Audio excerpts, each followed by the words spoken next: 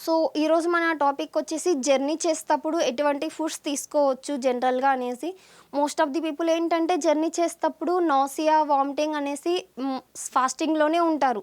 అంటే ఏమీ తినకపోవడం, వాటర్ కూడా తాగకపోవడం అలా ఉంటుంది.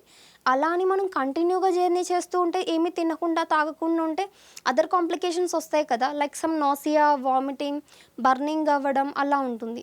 వాటర్ తాగకపోయినా సరే యూరిన్ ప్రాబ్లమ్స్ వస్తాయి. లైక్ యూరినరీ ట్రాక్ ఇన్ఫెక్షన్స్ అలాగా. సో, అలా వాటినన్నిటిని కూడా ఓవర్‌కమ్ చేయాలంటే, అలా అని మనకు బయట దొరికే ఫుడ్ తిననవసరం లేదు. Like out side samosa, popcorn అని అమ్ముతారు కదా! అలాంటియని అవసరం లేదు. మీరు హోమ్ మేడ్ లైక్ చిప్స్ తీసుకోవచ్చు. ఎందుకంటే కొంచెం నాసియా, వామిటింగ్ టైంలో కొంచెం సాల్టెడ్ ఫుడ్ తీసుకుంటే ఆ ఫీలింగ్‌ని ఓవర్‌కమ్ చేయొచ్చు. సో, సాల్టెడ్ ఫుడ్ కానీ, కొంచెం డ్రై డైట్ అంటాం కదా! అలాంటిది ఫాలో అవ్వచ్చు.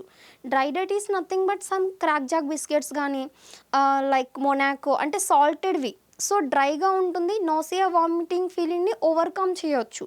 సో, మీరు అలాంటివి తీసుకోవచ్చు. అండ్ కొంచెం ఫ్రెష్‌గా ప్రిపేర్ చేసినవి అండ్ ఈజీ క్యారీయింగ్‌కి ఉండేలాగా అంటే డిస్పోజల్ లాగా తిని పడేసేలాగా ఉండాలి. అగైన్ దాన్ని క్యారీ చేయకూడదు. అండ్ మోస్ట్ ఆఫ్ ది ఏంటంటే ఎక్కువసేపు టెంపరేచర్ అంటే మనకి టెంపరేచర్ కూడా చాలా ఇంపార్టెంట్. ఫుడ్‌ని ఎలా యూజ్ చేస్తున్నాం అనేసి.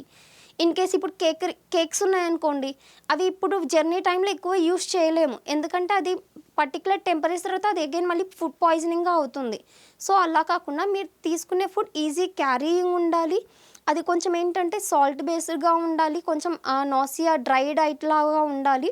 అండ్ ఏంటంటే కొంచెం లైట్ వెయిట్ అంటే ఈజీగా అన్ని ఎక్సెస్ ఆయిలీ ఫుడ్ ఎక్కువగా తీసుకోకూడదు.